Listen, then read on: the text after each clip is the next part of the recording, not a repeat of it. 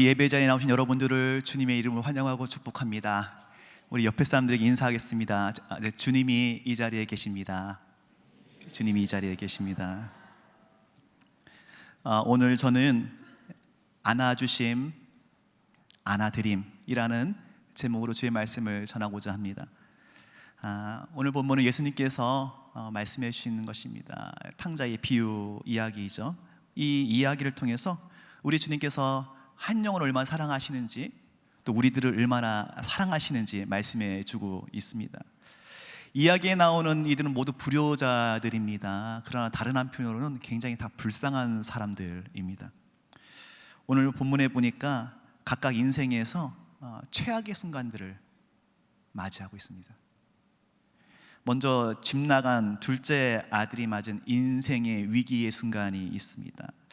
아버지께로부터 억지로 받은 그 유산을 가지고 흥청망청 쓰다가 다 날려먹고 완전 거지가 됐죠. 결국은 유대인들이 가장 경멸하는 돼지치는 일을 했습니다. 돼지들이 먹는 쥐염 열매라도 먹고자 했으나 그것조차도 제대로 먹을 수 없을 정도까지 비참한 인생이 되었어요. 다행히 그때 아들은 정신을 차렸습니다. 집에 돌아가야겠다 생각이 들었습니다. 아들의 생각에 은혜가 임한 거죠. 집에 가면 최소한 밥은 굶지 않겠다. 갑자기 마음에 희망이 생겼습니다. 집에 돌아가는 길입니다. 그런데 여전히 마음 가운데 불안이 있어요. 불확실한 미래입니다. 집에 가면 아버지가 맞아줄까? 혹은 동네 사람들이 저 폐륜아 자식 하면서 돌멩이를 던지지는 않을까? 나름 고민하면서 인간적인 방법을 하나 생각해냈습니다. 내가 아버지 아들이라고 하지 말고 품꾼이 하나 여겨주셨어. 그리고 제가 그 품삯만 받아서 먹겠습니다. 이게 나름의 타협안을 생각했던 거죠. 근데 집에 거의 왔을 때 갑자기 생각하지 못했던 은혜가 찾아왔습니다. 원래 은혜라는 것이 내가 생각하지도 못했던 엄청난 것들이 오는 게 은혜 아닙니까? 오늘 본문 15장 20절 말씀입니다. 이에 일어나서 아버지께로 돌아가니라. 아직도 거리가 먼데 아버지가 그를 보고 측은히 여겨 달려가 목을 맞추고 목을 안고 입을 맞추니, 아버지께서 멀리서부터 아들을 향해 달려와 안아주신 겁니다. 아들의 목을 껴안고 입 맞춰 주셨습니다. 아들이 자기 입으로 죄송합니다 아버지 하고 그렇게 고백하기도 전에 먼저 달려오셨잖아요. 안아주신 겁니다. 아들은 황홀한 중에 그래도 정신을 차리고 운을 뗐습니다. 아버지, 제가 정말 잘못했습니다. 그리고 더 얘기를 하려고 하는데 얘기를 못했어요. 이미 아버지는 너무 신나가지고 가버리시고 사람들 다 불러 모시고 잔치하고 우리 집안에 상징하는 옷을 입혀라, 반지를 주어라, 신을 신겨라. 무엇보다 동네 사람들 다 몰려와서 잔치를 벌였습니다. 마을 사람들에게 우리 아들 다시 돌아왔다 인정하신 것이죠. 이렇게 먼저 찾아와서 안아주시는 아버지의 모습은 복음의 진수를 우리에게 말해주고 있습니다. 내 힘과 내 노력이 아니라 찾아와서 다가가 주시는 하나님의 은혜에 관한 것이죠. 둘째 아들만 이런 은혜를 누렸느냐? 첫째 아들도 사실은 인생에 큰 위기가 왔습니다. 첫째 아들은요, 본문을 보니까 누구보다 열심히 일하는 사람이었어요. 그런데 마음의 동기를 보니까 어떤 의무감 같은 게 있었습니다. 마치 노예가 가지고 있는 주인에 대한 두려움과 의무감이었습니다. 아버지의 명을 순종하지 않으면 내가 혼난다라는 그런 강박관념 같은 것이 있었어요. 무슨 아버지와의 관계를 그 고용주와 노동자 관계처럼 생각하고, 그러다 보니 아버지와도 마음이 멀어지고 대화가 안 되고, 이제 그는 자기도 모르게 탕자가 되었던 것이죠. 마음에 하나 있는 기대라는 것은 무엇이냐? 그저 열심히 일해서 그 대가를 받아내는 것이었습니다. 그런데 어느 날 이런 기대마저도 와르르 무너지는 일이 발생했죠. 일을 마치고 집에 돌아왔는데 집에 큰 잔치가 벌어지는 겁니다. 음악 소리가 나고 사람들이 다 몰려와서 춤추고 난리가 났어요. 근데 그 순간 뭐예요? 내가 모르는 잔치가 벌어진 거잖아요. 느꼈던 소외감에 당황했습니다. 집에 들어가서 보기에는 너무 겁나는 거예요. 그래서 직접 못 들어가고 종을 불러가지고 어떻게 되는지 자초지종을 들었는데 더 충격입니다. 알고 보니 그 동생이 돌아왔는데 아버지가 그게 너무 기뻐서 잔치를 벌인 거라는 겁니다. 형은 분노했지요. 충격을 받았습니다. 돌아온 동생이 미웠고 시기심이기도 했습니다. 또 아버지에 대한 원망과 분노도 생겼습니다. 그런데 그 마음의 근원을 보면 그건 절망감이에요. 누구에 대한 절망감? 자기 자신 인생. 나는 내가 바로 살았는가? 이 잔치의 자리의 주인공은 나여야 하는데 왜 저 녀석이지? 나는 쏙 빼놓고, 그리고 나는 왜 지금 아무것도 얻은 게 없지? 내가 살아온 방식이 이 어디서부터 잘못된 거지?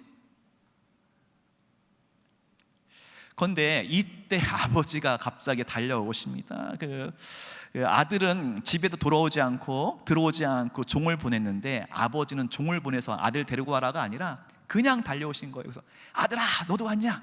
야, 내가 지금 네 동생 와서 너무 기뻐가지고 미처 연락을 못했는데, 야, 우리 같이 잔치 즐기자 하시는 거예요. 친근하게 본문에 보니까 얘야 왔냐? 얘야 부르십니다. 아버지의 사랑이 아들에게 임하는 순간입니다. 이제 그는 아버지의 품에서 즐거운 시간을 보낼 수가 있었죠. 그런데 여전히 문제는 남아 있습니다. 왜냐하면 아직까지 이 아들은 아버지에 대한 오해가 덜 풀렸거든요. 이참에 아들은 마음속에 깊이 숨겨있던 질문을 하나 꺼내 던집니다. 그것이 오늘 본문 29절 말씀인데요, 함께 읽어볼까요? 아버지께 대답하여 이르되 내가 여러 해 아버지를 섬겨 명을 어김이 없거늘 내게는 염소 새끼라도 주어 나와 내 벗으로 즐기게 하신 일이 없더니.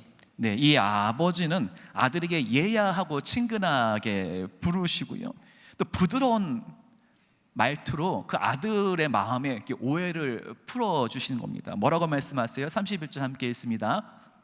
아버지가 이르되 예 너는 항상 나와 함께 있으니 내 것이 다 내 것이로되. 내 것이 다 내 것 아니냐, 아버지가 말씀하시는 거예요. 너가 노력한 것에 따라서 내 것의 일부를 주는 게 아니라 너가 어떻게 상관없이 나는 무조건 너와 함께 있는 것이고 너를 응원하는 것이고 너를 지지한다. 왜냐하면 너는 내 사랑하는 아들이잖아. 이렇게 말씀해 주고 있는 것이죠. 이렇게 그 아들과 아버지의 대화의 물꼬가 튀었습니다. 그 아들의 마음속에 그리고 쌓여있던 오해가 이렇게 풀어지는 순간이죠. 비로소 아들은 아버지의 품에 편히 안길 수 있는 길이 열렸습니다. 이렇게 은혜가 임한 거죠. 이렇게 아버지는 이 아들을 안아주려고 하시는 겁니다. 이 본문에 나오는 이 두 아들을 진심으로 안아주시는 이런 아버지의 모습이 우리로 하여금 우리 하나님의 모습을 알 수 있게 해줍니다. 우리 하나님은 아버지이십니다. 자녀들을 포근하게 안아주시는 아버지이십니다. 그래서 우리에게 먼저 찾아와서 은혜의 선물을 가득 담아주시는 아버지이십니다. 그래서 그 옛날 이스라엘의 위대한 지도자인 모세는 이스라엘 백성들에게 하나님에 대해서 이렇게 말했습니다. 우리 본문 함께 읽어보실까요? 광야에서도 너희가 당하였거니와 사람이 자기의 아들을 안는 것 같이 너희의 하나님 여호와께서 너희가 걸어온 길에서 너희를 안으사 이곳까지 이르게 하셨느니라 하니.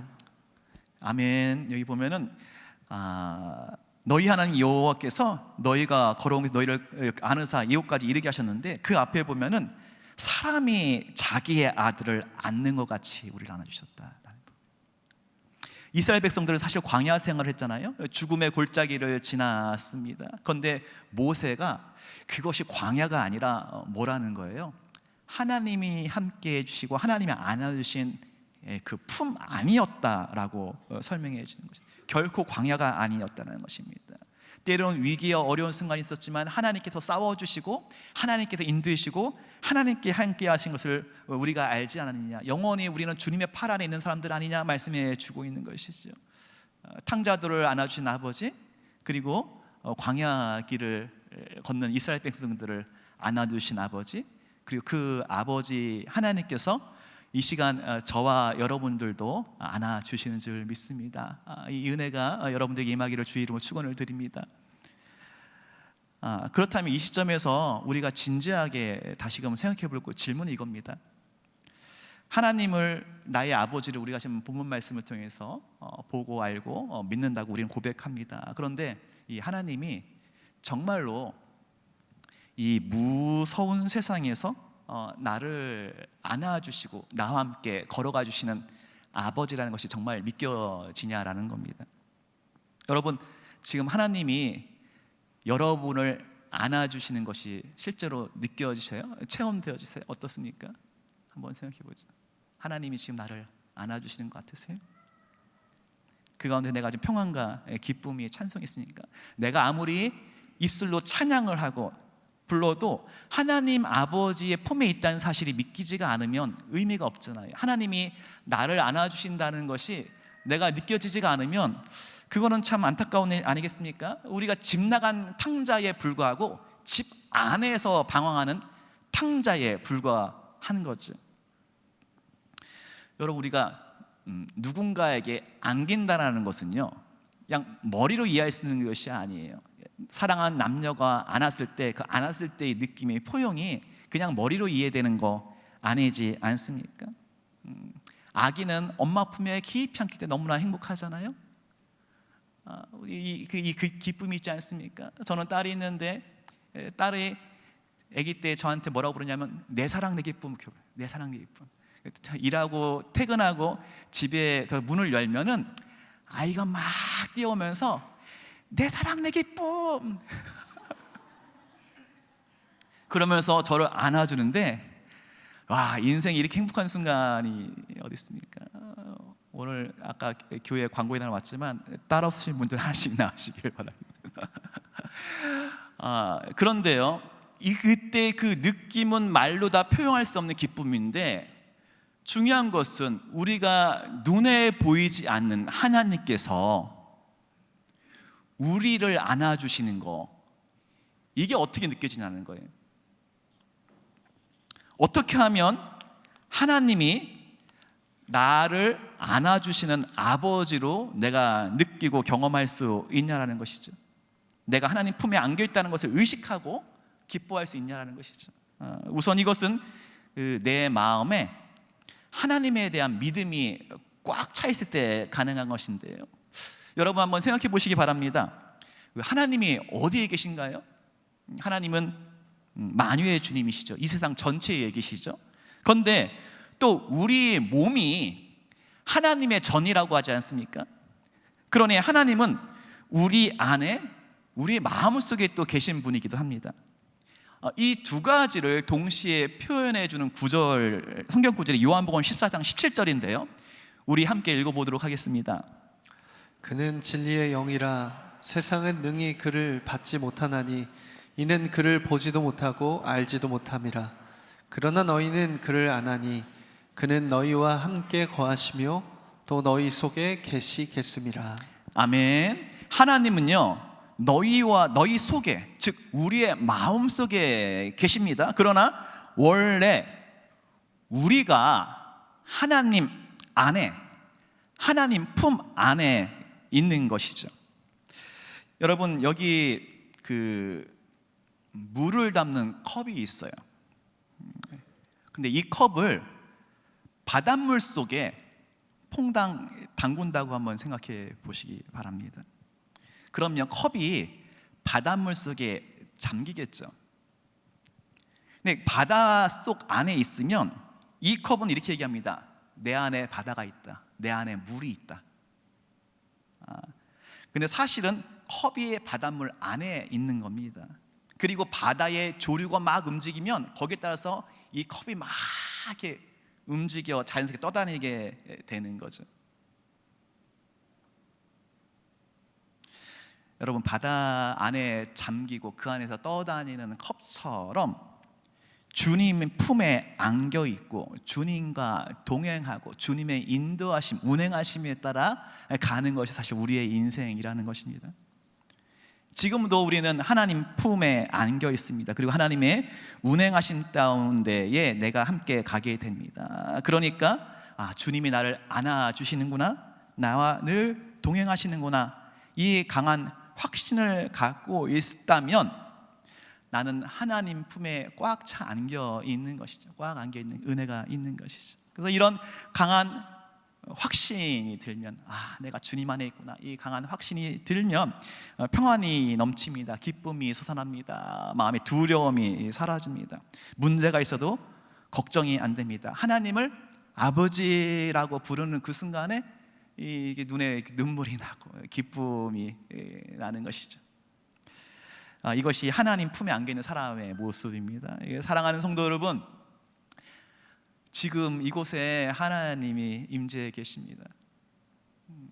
그 하나님이 두 팔 크게 벌려서 안아주시는 그 은혜를 지금 이 순간 누리는 저와 여러분들 되시기를 주의 이름으로 축원을 드립니다. 예배당에 앉아서 우리가 마음 편해지잖아요.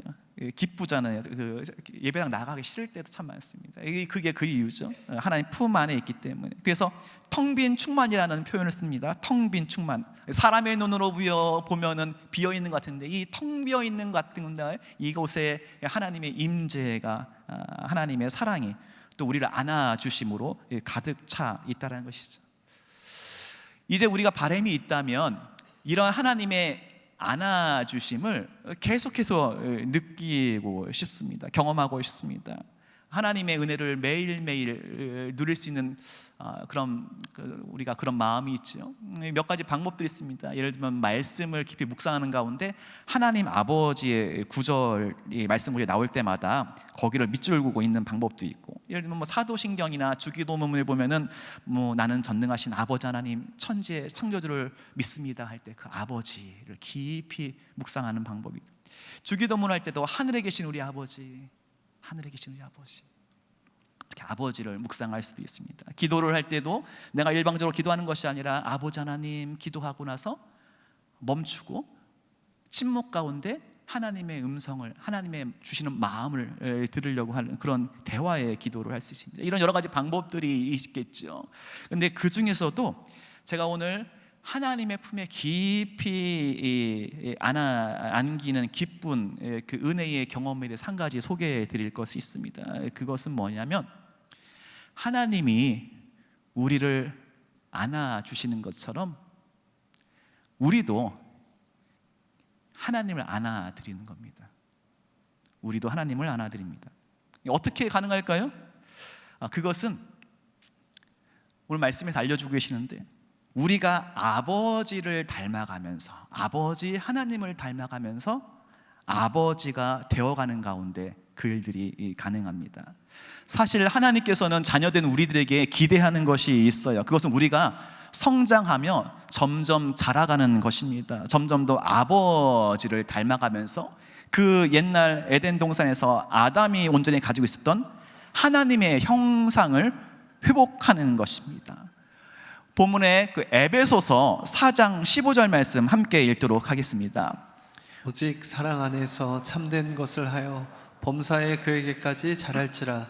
그는 머리니 곧 그리스도라. 네, 계속해서 누가복음 6장 36절에 이런 말씀이 있습니다. 너희 아버지의 자비로우심 같이 너희도 자비로운 자가 되라. 아멘. 우리로 하여금 아이로 머무르지 말고 아버지가 되어가라. 하나님처럼 자비로운 자가 되어가라. 계속 권면해 주고 있는 거죠. 아버지를 닮아가라. 아버지로 성장해서 아버지의 마음을 품고 탕자 같은 사람들 혹은 잃은 사람들, 그 수많은 영혼들을 안아주라. 그렇게 할 때에 잃어버린 영혼들, 사단에 빠졌던 영혼들이 다시금 주께 온전히 돌아오는 기쁨이 있고, 주님께서 기뻐하시면서 천국 잔치가 베풀어지는 가운데 있다는 것이죠.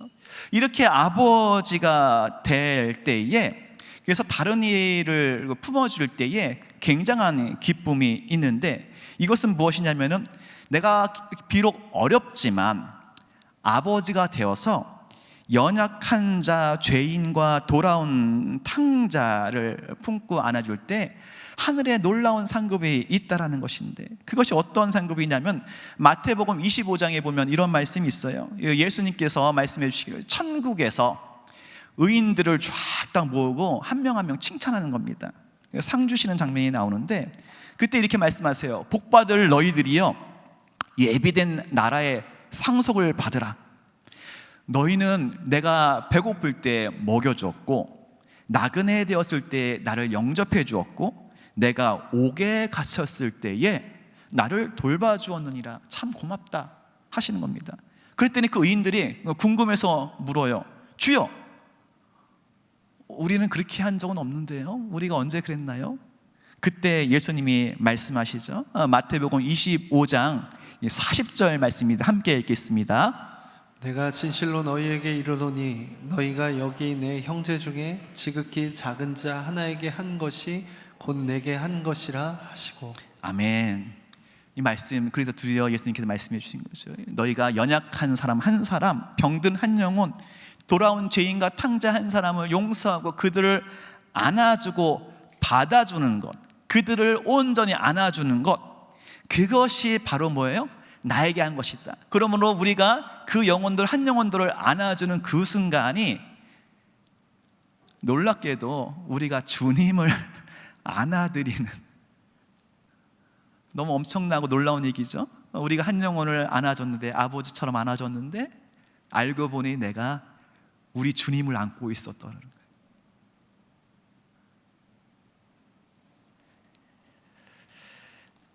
우리가 하나님을 안아드리면 하나님께서 얼마나 기뻐하실까요? 천국의 기쁨이 그런 거 아닙니까?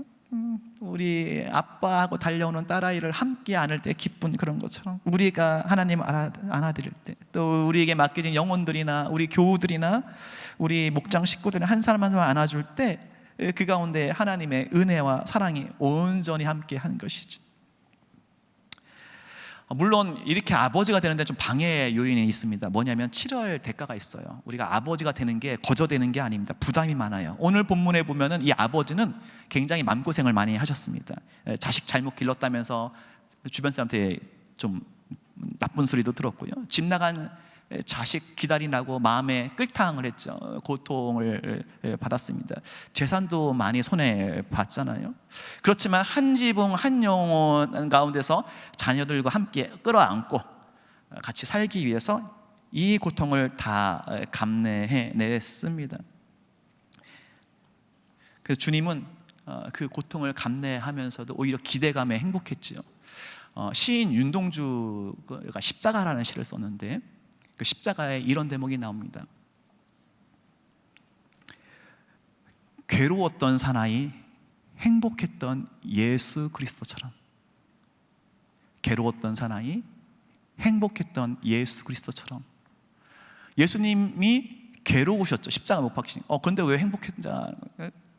괴로웠는데 행복했다는 거예요. 예수님의 마음이. 굉장히 깊이 있는 내용이죠. 왜냐하면 그 고통 끝에 영혼들을 안아주고 영혼들이 돌아오는 것을 주님이 아셨기 때문에 괴롭지만 행복했다는 겁니다. 그게 주님의 마음이라는 것이죠. 우리가 이런 주님의 마음을 알고 본받고 따라갈 때 우리도 아버지가 되어서 아버지로서 누구를 성장하고 그다음에 품어주고 안아주는 것이 그 과정에서 부담도 있고 어려움도 있지만, 괴롭지만 행복했던 예수 그리스도처럼 우리도 그 길을 가야 하는 것이 하나님의 은혜와 사랑 가운데 있게 되는 길이라는 것이죠. 이에 관해서 히브리서 12장 2절에서는 이렇게 말씀해 주고 있습니다. 우리 함께 읽어볼까요? 믿음의 주요 또 온전하게 하시는 이인 예수를 바라보자. 그는 그 앞에 있는 기쁨을 위하여 십자가를 참으사 부끄러움을 개의치 아니하시더니 하나님 보좌 우편에 앉으셨느니라. 아멘. 아버지께서, 하늘 아버지께서 이러한 기쁨을 위해서 십자가를 참으사 우리에게 그것을 같이 동참하시면서 요청하고 계신 것이죠. 저는 사실 그 고통이 있습니다. 그 상처 하나 있는 것이, 고등학교 2학년 겨울방학 때 아버지가 갑자기 돌아가셔가지고 그때 충격 받은 아픔이 시간이 많이 지나도 쉽게 사라지지 않는 거예요. 기도했는데도 안 없어지는 겁니다. 그러는 가운데 세월이 흘러서 하나님이 부르심을 잊고 순종해서 목사 안수를 받았습니다. 그때도 마음 한구석에는 내가 이거 잘 감당할 수 있을까라는 그 걱정이 좀 있었어요. 그러던 어느 날 제가 목사로서 한 교회에 부임했는데 얼마 되지 않을 때였습니다. 성도의 가정에 장례가 났다는 겁니다. 위로 예배를 드리기 위해서 장례식장에 갔는데 거기에 아버지를 잃고 슬픔에 빠져 있는 유가족들이 있어요. 근데 그때 그 얼굴을 보고 그 집에 그 아들을 보는 순간 그 아들을 보는데 어릴 때 제가 있는 거예요. 저는 순간 아무 말을 할 수가 없었어요. 그래서 가서 한번 안아주고 그 말씀을 전하는데,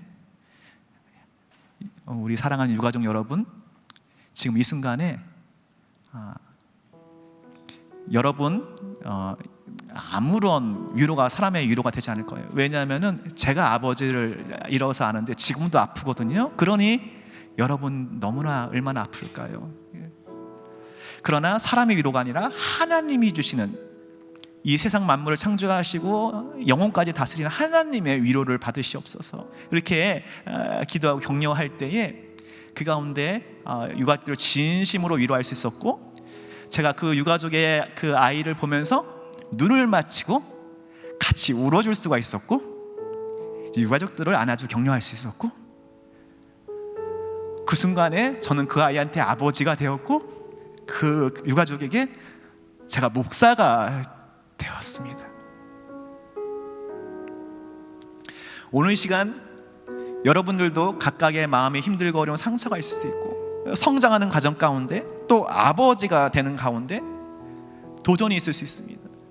그러나 그 가운데서 그것을 딛고 아버지로서의 역할을 감당할 때에 저는 그날 하나님 임재를 느꼈거든요. 큰 임재를 느끼면서 하나님께서 고맙다, 나를 안아줘서 고맙다, 우리 아들 다 컸네, 그런 하나님의 음성을 들렸습니다. 이 하나님의 음성, 이 은혜가 이 시간 여러분들에게도 임하기를 주의 이름으로 축원합니다. 우리는요, 하나님의 은혜와 사랑을 가운데 충분히 임재를 경험하고 하나님의 안아주심을 경험하는 하나님 아버지의 우리 아들 딸들입니다. 동시에 우리가 하나님을 안아드릴 수가 있습니다. 그 한 귀한 영혼을, 그 영혼이 어떻든지 간에 그를 용납하고 안아주는 가운데 우리가 하나님을 안아드리는 것이죠. 하나님께서 나를 안아줘서 고맙다, 사랑하는 내 딸, 내 아들아, 그 기쁨과 그 은혜 가운데 일평생 주님과 동행하는 저와 여러분들 되시기를 주의 이름으로 축원합니다.